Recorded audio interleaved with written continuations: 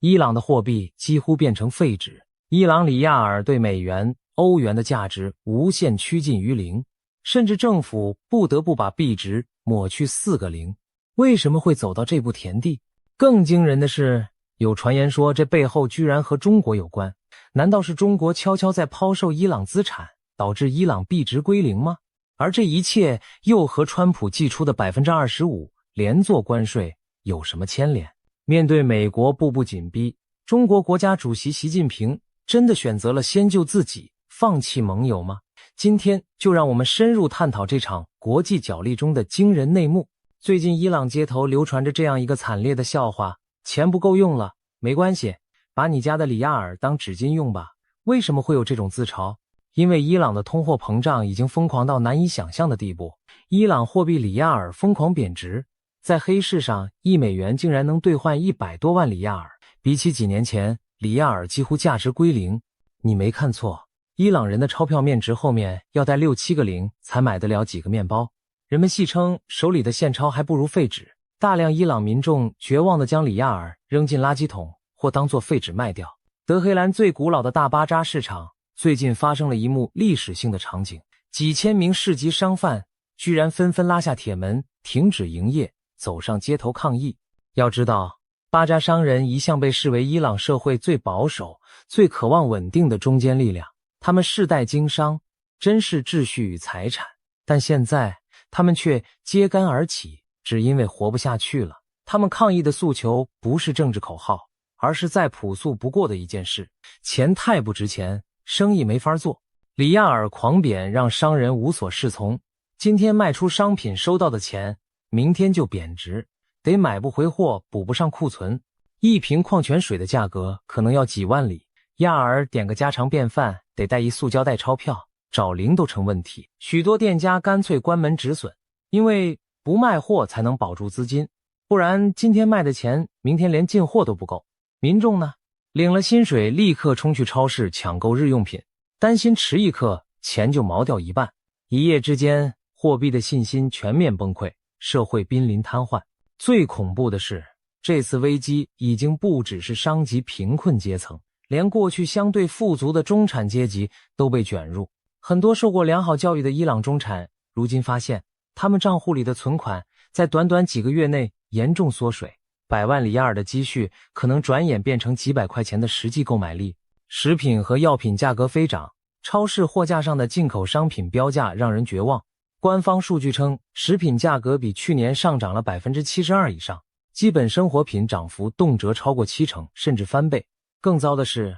国内经济的失控引发全国范围大规模示威。起初只是德黑兰的店主游行，随后抗议浪潮以惊人速度席卷伊朗全境，在短短几天内蔓延到全国31个省中的26个。从大城市到中小城镇，同步爆发了反政府抗议，社会秩序急剧恶化。伊朗政权面临1979年革命以来最严峻的存亡危机，甚至有情报称，最高领袖哈梅内伊已经在考虑逃亡莫斯科的路线。看到这里，很多人会问，伊朗怎么会落到如此境地？当年号称中东土豪的产油国，怎么货币会烂成废纸？是突发事件吗？其实不是，一系列内外因素的积累，终于在此刻引爆了一颗经济核弹。我们接下来就从头捋一捋，尤其要揭开这背后中国扮演的微妙角色。伊朗货币暴跌看似突然，实则祸根埋藏多年，首当其冲的原因是来自美国的经济绞杀。2018年，美国川普政府单方面退出了伊朗核协议，恢复并加码对伊朗的严厉制裁。这一举动几乎切断了伊朗经济的命脉——石油出口。对伊朗而言，石油就是生命线，赚取的外汇1半以上靠卖油。然而制裁重启后，伊朗的石油出口遭到毁灭性打击，欧美日韩纷纷停止购买伊朗石油，连许多一直友好的国家也不敢触犯美国禁令。石油出口量从制裁前日均约250万桶暴跌到不到50万桶，国家外汇收入断崖式下跌，外汇挣不到，政府只好狂印钞票应急。结果就是市面上里亚尔纸钞越来越多，价值越来越低，形成恶性循环。美国的金融制裁更是让伊朗举步维艰，伊朗被踢出了 SWIFT 国际结算系统，这意味着伊朗银行无法正常进行美元和国际支付清算，国际贸易被封死大半，想买东西却付不出钱，想卖石油却收不到钱，国际贸易管道几乎被掐断，外汇严重短缺的情况下，市场信心崩溃，里亚尔汇率一路狂泻，外有制裁，内无美元，里亚尔雪崩式贬值从那时就开始了。在制裁阴云笼罩下，伊朗经济的其他问题也全面暴露。多年来，伊朗高度依赖油气收入，产业单一，除了石油、天然气，工业和出口型经济几乎没有起色。日常生活所需的大量消费品依赖进口，自己生产不了或成本太高，这意味着只要外汇一断，进口货买不起，本国又造不出来，国内物价肯定飞涨。一旦油钱换不到外汇，伊朗经济就像被抽掉氧气的鱼，立刻剧烈抽搐。更糟糕的是，伊朗政府财政状况本就不健康，因为结构性腐败和分赃，政府正规税收占 GDP 比重低得可怜，不足 2.5%， 平时就入不敷出。一旦石油美元没了，更只能靠央行疯狂印钞来填窟窿，结果导致恶性通胀全面爆发，里亚尔币值从此一发不可收拾，掉入螺旋式崩溃的深渊。2020年左右，伊朗政府终于承认货币已经彻底崩盘，开始讨论一项极端措施，将货币抹去4个零。简单说，就是发行新货币，把10000旧里亚尔变成一个新里亚尔，以此来掩盖币值崩溃的尴尬。这个方案在2025年正式拍板通过，计划2年内完成换币。政府声称这只是技术调整，不影响货币实际价值。然而大家心知肚明，当一国货币不得不靠砍零来恢复可用性时，其实已经说明旧货币的信用几乎蒸发殆尽。民众原本存款账户里的100万里亚尔，未来将直接砍成几百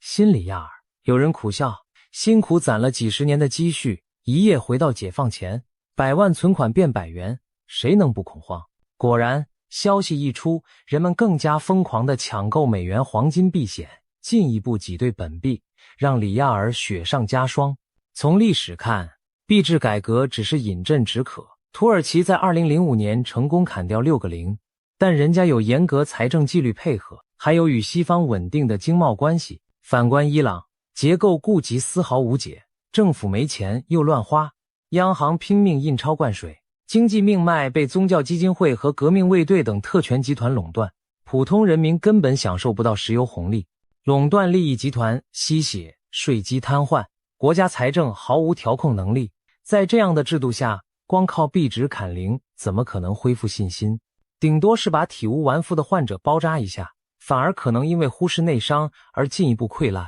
果然，正当伊朗忙着准备换币时，2025年底的经济风暴还是无情的到了。通胀彻底失控，货币信用崩解，民众走上街头要糊口饭吃，经济危机终于演化为政治危机。此时的伊朗可谓内外交困，四面楚歌。当经济崩盘引发全国抗议时，外部世界也没有给他任何喘息机会，反而接连重拳出击。在国内示威爆发前后，伊朗经历了多轮毁灭性的外部打击，可以说每一击都针针见血，让本就虚弱的伊朗雪上加霜。2025年6月，中东突然爆发一场为期12天的战争，以色列对伊朗境内的重要核设施和导弹基地发动了精确打击。这场冲突仿佛特意挑在伊朗最虚弱的时刻，伊朗多年苦心积累的核武器研发和弹道导弹计划遭到重创，许多珍贵的设施和设备化为废墟，连号称坚不可摧的防空系统也被摧毁大半。更震撼的是，美国也亲自下场参与了对伊朗核目标的斩首行动。在战场上，美军展示了可怕的渗透与打击能力。对伊朗政权而言，这是实力上的重大挫败，也在心理上狠狠击碎了他们多年营造的强国神话。原来苦苦坚持发展的核力量，在真实冲突中不堪一击，对内宣传的抵抗强权形象一夕破灭，军心民心都受挫。战争尚未平息，2025年9月，联合国安全理事会传来坏消息，因伊朗持续违反核协议条款，联合国恢复对伊朗实施部分国际制裁，包括重新冻结伊朗海外资产。原本伊朗还有部分资金存在国外银行，如过去卖油的外汇存底等，现在倒好，直接被冻结，想用来进口粮食药品也拿不出来，这犹如在伊朗经济伤口上又撒了一把盐。2025年末，伊朗多年苦心经营的地缘盟友也接连倒台，让伊朗更形孤立。叙利亚的阿萨德政权在历经内战残局后终于支撑不住，在2024年底倒台，阿萨德本人流亡莫斯科。黎巴嫩真主党和巴勒斯坦的盟友哈马斯也遭遇重创，多位领袖人物被以色列斩首行动击杀，特别是有真主党灵魂之称的纳斯鲁拉被炸身亡。伊朗赖以自豪的什叶派抵抗之湖几乎瓦解，叙利亚不再是友军基地，黎巴嫩、加沙的代理人势力元气大伤，这意味着伊朗在中东的影响力遭受重大削弱。在国际棋局上，本来愿意替伊朗分担压力、牵制西方注意力的伙伴一个个倒下，伊朗变得形单影只。更戏剧性的是，在大洋彼岸的拉美，伊朗最后的一位反美盟友也遭遇了命运大转折。委内瑞拉马杜罗政权垮台。委内瑞拉长期是美国制裁名单上的国家，但也是伊朗的同道中人。伊朗曾多次在国际场合声援委内瑞拉，双方互通有无，甚至派油轮给对方送燃料。然而在2025年底，马杜罗政权内乱丛生，民众抗议加上国际压力下终于倒下。而令人瞠目结舌的是，美军特种部队竟将马杜罗直接押解到美国纽约受审。美国前总统川普对马杜罗的这一操作让全世界目瞪口呆，这几乎相当于公开上演政权更迭。美军强势介入拉美事务，把一国总统抓走法办，这是前所未有的巨变。对伊朗领袖们来说，这无疑是当头棒喝，美国真敢这么干，而且已经开了先例。马杜罗的下场让哈梅内伊等人不寒而栗，难道美国也准备对伊朗来这招吗？伊朗国内一片恐慌，有传言说最高领袖开始物色逃亡路线，唯一能投奔的大概只有莫斯科的普京，毕竟别的国家谁敢收留。然而哈梅内伊若真逃到俄罗斯，对普京也是烫手，山芋收留就等于站到失败者一边，不收留又背弃盟友，整个反西方联盟此刻陷入了前所未有的崩溃边缘。在内忧外患交织下，伊朗统治集团出现了明显的绝望感，有多起高官贪腐丑闻被曝光，证实制裁之下精英阶层反而发财，而老百姓挨饿，不少权贵家族趁乱将巨额资金转移出国。据外媒披露，在里亚尔暴跌的短短48小时内，伊朗权贵们紧急调走约15亿美元资产到海外秘密账户，精英们忙着为自己找退路，连他们都不相信政权能撑下去，这对民心更是沉重打击。普通民众看在眼里，彻底寒了心。原来制裁之下，苦的只有平民，特权阶层该捞的捞，该跑的跑。于是，更多愤怒的人走上街头，高喊口号，直接矛头指向最高领袖，甚至喊出让哈梅内伊下台的口号。这可是打破禁忌的行为，显示公众对政权的根本性否定。面对如此严峻局势，按理说伊朗政府可能祭出铁腕镇压，但蹊跷的是，这次当局却有心无力，迟迟不敢大开杀戒。对比2022年那场抗议，阿米尼示威动辄镇压致死数百人，如今抗议规模更大，但至少目前镇压相对克制，死亡人数只有几十人。为何如此手下留情？原来美国早就放话警告，如果伊朗安全部队大规模屠杀示威者，美方将采取强力行动回应。川普甚至公开威胁，别再杀平民，否则就直接打击你们。这番话在伊朗高层引起巨大震动，他们很清楚这位美国总统说到做到。眼看马杜罗都被逮了，伊朗领导人更加不敢造次。外部威慑实实在在改变了博弈结构，伊朗政权第一次在国内镇压上显得犹豫迟疑，毕竟他们明白，真要血洗城市，可能给美国直接动武找到借口，这就导致当局对抗议的控制力下降，更助长了民众的反抗勇气，形成恶性循环。总之，伊朗如今是经济崩盘、民心尽失、外交孤立、安全受创的4重危机共振，几乎来到政权末日的倒计时。一个强权对抗西方多年的政权，眼看着走到土崩瓦解的边缘。然而就在这惊涛骇浪中，人们发现一个耐人寻味的细节：伊朗最重要的伙伴中国，在这场危机中几乎没怎么出手相救，反而动作颇为耐人寻味。甚至有传言说，中国手上攥着大量已成废纸的里亚尔，为了止损，干脆抛售盟友，和美国暗中达成交易。这到底是怎么回事？让我们把目光转向伊朗背后的东方巨人中国，看一看伊中关系在这场风暴中的变化。中国和伊朗表面上看是一对全天候伙伴，北京和德黑兰在政治上同声共气，经济上互补互需。中国是伊朗最大的贸易伙伴和石油进口国，伊朗则是中国在中东一带一路中的重要节点。长期以来，伊朗希望借助中国这位大国撑腰，以抗衡美国的制裁。中国则把伊朗视作在中东牵制美国影响力的棋子，也希望获得稳定的能源供应和地缘战略利益。两国在2016年宣布建立全面战略伙伴关系，双边关系热度一时无两。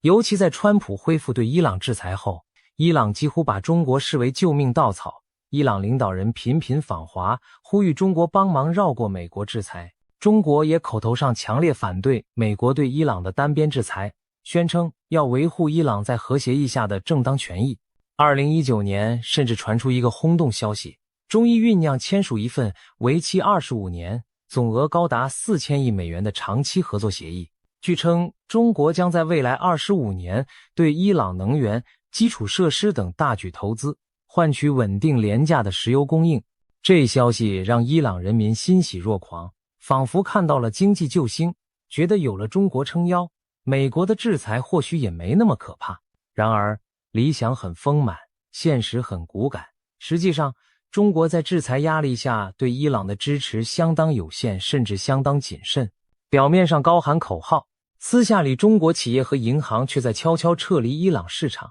缩减与伊朗的往来。这背后的转折点，正是川普政府对华展开的贸易战和所谓连坐关税策略。川普在2018年对中国发动史无前例的关税制裁，几轮下来对价值数千亿美元的中国输美商品课征 25% 的惩罚性关税，把北京打得措手不及。这场贸易战让习近平政府承受巨大压力，出口受挫，经济下滑，资本外流，一系列连锁反应让中国不得不审慎评估每一项对外行动带来的后果。在这种背景下，再去强力支援伊朗，等于火上浇油。因为美国已经亮明态度，谁帮伊朗就是跟美国作对，美国会让你也付出代价。川普政府的策略可谓狠辣老道，一方面用高关税直接打击中国经济命脉，迫使习近平不得不优先稳自己；另一方面，美国明里暗里警告，如果中国胆敢大规模挖美国墙角，比如大量买伊朗石油，用人民币替代美元结算等等，那么美国将祭出次级制裁，甚至金融核弹伺候，把中国关进经济围城。所谓次级制裁，就是对任何与制裁对象做生意的第三方也进行惩罚，这就是中国媒体形容的连坐效应。换句话说，美国划下红线，谁接伊朗的生意，就别想在美国市场混；谁给伊朗提供金融服务，就准备被踢出美元结算体系。当时川普政府确实对一些中国实体动手了，例如制裁中国的远洋运输公司，因为他帮助运输伊朗石油；惩罚一家中国银行，因为替伊朗转款。美方甚至不讳言，要求中国在贸易谈判中停止从伊朗进口石油作为交换条件之一。面对美国咄咄逼人的连坐威胁，北京当局不得不掂量再三。在口头上，中国不可能公开承认屈服，但实际行动却很诚实。自2018年底起，中国多数国企逐步缩减在伊朗的投资，中石油和中石化这些能源巨头对伊朗的新项目采取搁置态度，甚至退出了已签约的项目。著名的南帕尔斯气田第11期工程原由法国道达尔和中石油合作开发，后来道达尔因美制裁退出，中方本有机会捡漏，但最终中石油也悄悄撤出，宁可违约赔钱，也不愿再涉足。大量在伊朗的中国工程承包商也面临同样困境，美国的银行制裁让他们拿不到款，领不出钱，只好停工走人。就连曾经专门为伊朗交易服务的中国银行昆仑银行，也在压力下暂停了与伊朗的新业务。种种迹象表明，中国其实在逐步抽身，以免陷入连坐。最明显的是石油进口数据。作为伊朗最大原油买主，中国在美国制裁初期曾试图顶一顶，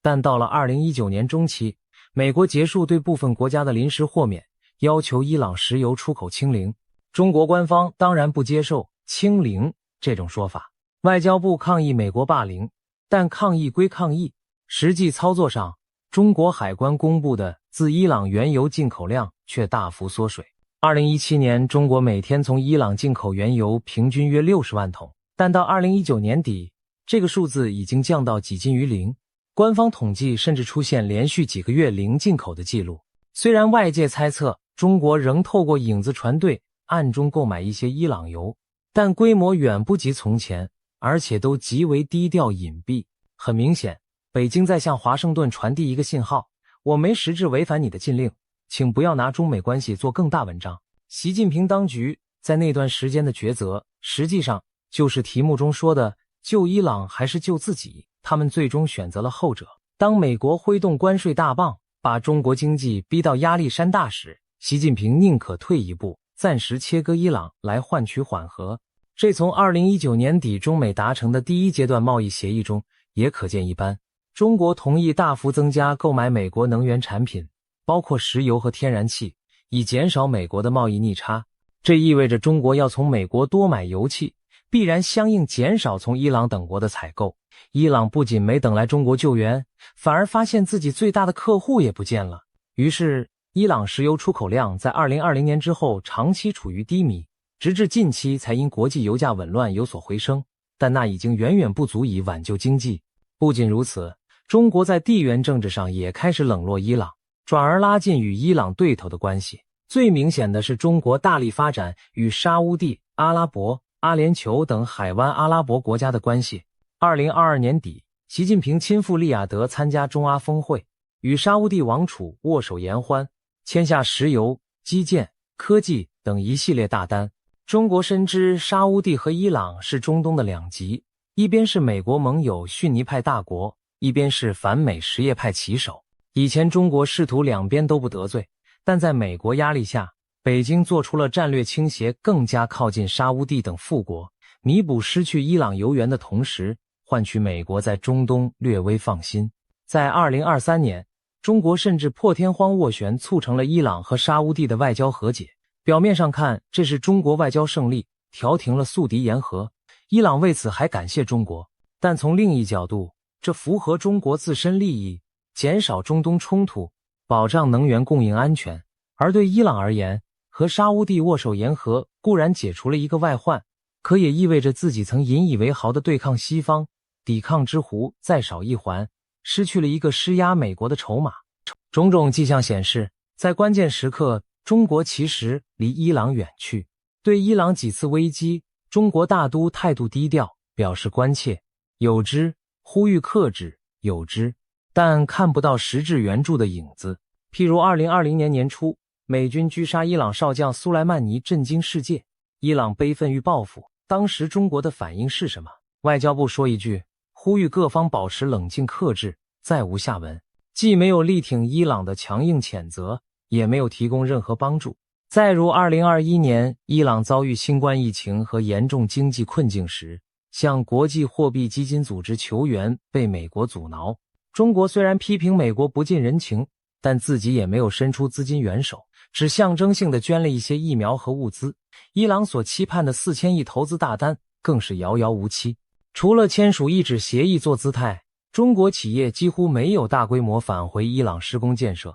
反而对投资伊朗抱持观望态度，担心制裁风险。久而久之，伊朗内部对中国也开始产生不满情绪。民众发现中国货虽然充斥市场，但中国企业赚钱走人，不愿和我们共度难关。甚至有人质问，中国不是伊朗的战略伙伴吗？为何我们经济崩溃时看不见中国的钱？这些声音虽未成主流，但足以反映伊中关系中的微妙变化。当年情同手足的抗美盟友，在现实压力下各怀心思，并非铁板一块，这就引出了外界的种种猜测。有人说，中国其实满手都是没用的里亚尔，早就悔不当初。现在为了止损，只想抽身。所谓满手里亚尔，指的是中国在多年贸易中累积了大量伊朗资产或货币债权，现在因里亚尔暴跌而蒙受重大损失。这确实有迹可循。由于美国制裁，伊朗很长一段时间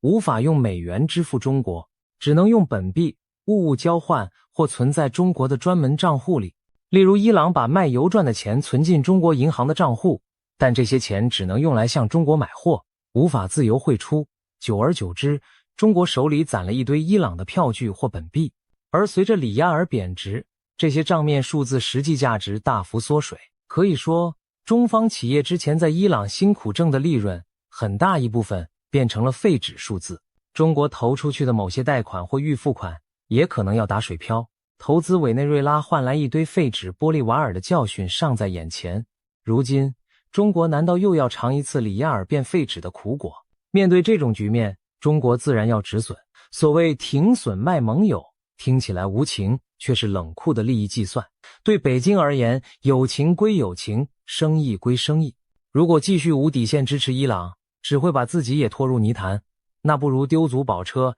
适当割席，以免损失更大。于是我们看到，在美国极限施压下，习近平政府做出了务实的一选，对内优先稳经济、稳金融，对外宁可冒着让盟友失望的风险，也不公然违抗美国封锁。毕竟中国自身也面临不少困境，贸易战重击、疫情冲击、房地产和债务问题缠身。如果再被卷入美国对伊朗的刺激制裁，那真是自顾不暇。2020年初，中美签署第一阶段贸易协议后，川普曾得意地表示，中国已经基本断绝与伊朗的金融联系，这是我们最大成果之一。虽有吹嘘成分，但也侧面证实中国确实配合了不少。后来拜登政府上台，本想恢复伊核协议，但因各种原因未果，对伊强硬政策延续。而中国在拜登时期略微增加了从伊朗进口石油，多通过第三方转手方式，但也不致突破美方底线。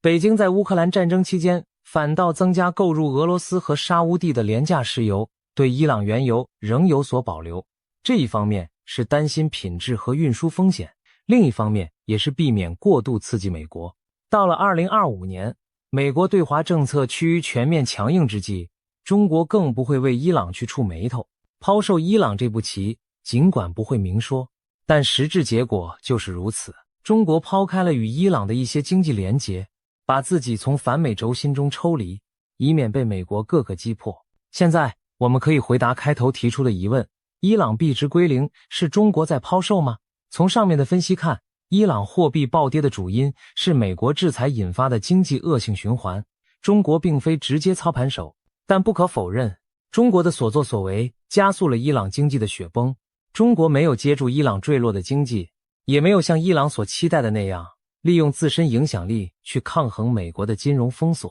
相反，中国在美国的连坐策略下明哲保身，逐步抽腿，导致伊朗更加孤立无援。可以说，伊朗币值归零背后，既有美国外力猛推的一只手，也有中国缩手旁观的身影。这当然让人感叹国际政治的冷酷，没有永远的朋友，只有永远的利益。表面上慷慨激昂的反美联盟，在真实压力面前不堪一击。回顾这几年，我们会发现一条清晰的线索：川普政府在全球布下了一张围堵网，透过经济惩罚将几个反美国家各个击破，而且还防止他们抱团取暖。有人将此称为川普的一石三鸟盘算，对中国加关税，打击中国经济，同时逼其远离伊朗，对伊朗极限施压，顺便切断俄罗斯的资金和中东影响力，对委内瑞拉下狠手，震慑古巴等拉美左翼，断绝中俄在美洲的触角。短短几年内，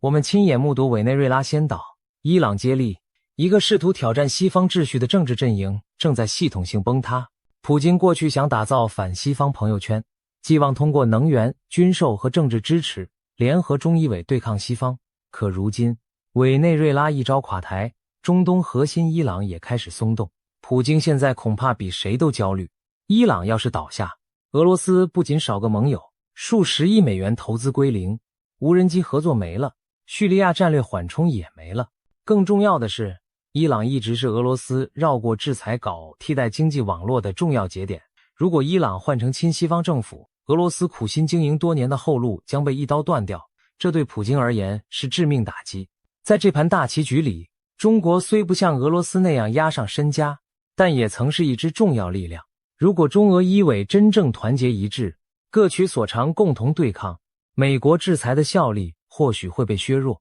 但现实是，这几个国家各有盘算，并没有形成铁的同盟。一旦美国分别施压，他们很快就各自为战。委内瑞拉经济崩溃时，俄中虽然口头声援，实际都停止了继续输血。伊朗撑不住时，俄罗斯忙于自身战争囊中羞涩，中国忙于经济自保，都没有大笔支援出手。等到这些国家真的一个个扛不住崩溃之时，美国甚至不费一兵一卒就能收拾残局。川普留下的 25% 关税大棒看似树敌无数，四面出击，却在战略上取得了一定效果。他成功的让中俄、伊委等挑战者都陷入困境，而且彼此不能互助。这正是所谓连坐关税的精妙之处，不是简单打一国，而是打掉一片，震慑一圈。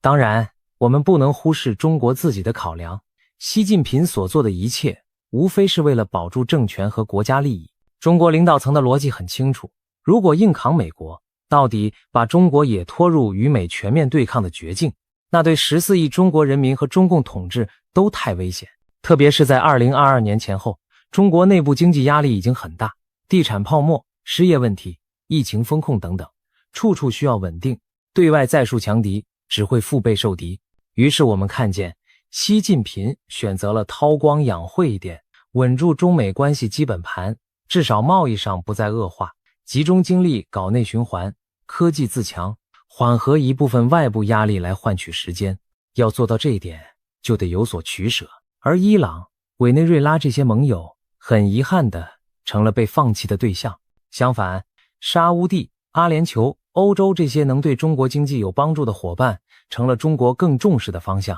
或许有人会批评中国见利忘义，临阵退缩。然而从现实政治出发，习近平的抉择并不难理解。毕竟中国虽然不满美国霸权，但也深受全球化体系滋养，真要脱钩对抗，谁也讨不到好处。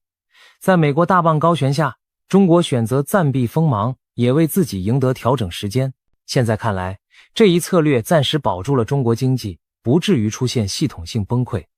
尽管这2年中国经济增速放缓，遭遇科技打压，但总体社会稳定尚可，并未发生伊朗式的崩盘。而伊朗因为长期完全跟西方决裂，终于耗尽国力民心，来到今天这部悲剧，这是不是给中国敲响了一记警钟？有人在中国网络上议论，庆幸当年没有走伊朗的路，否则里亚尔的下场就是前车之鉴。这种舆论或许微妙地反映出北京高层的心态转变，不能走极端对抗之路，要防止成为下个伊朗。在历史洪流面前，我们看到了一出现实版的囚徒困境。当美国咄咄逼人地逼问，你们谁还要跟伊朗一条船？每个伙伴国都心生动摇，最后他们选择了各自逃生。中国选择救自己，俄罗斯也是救自己。普京忙于乌克兰战场，自顾不暇，甚至连平时跟伊朗交好的邻国土耳其、印度也都是见死不救。土耳其以前和伊朗合作不少，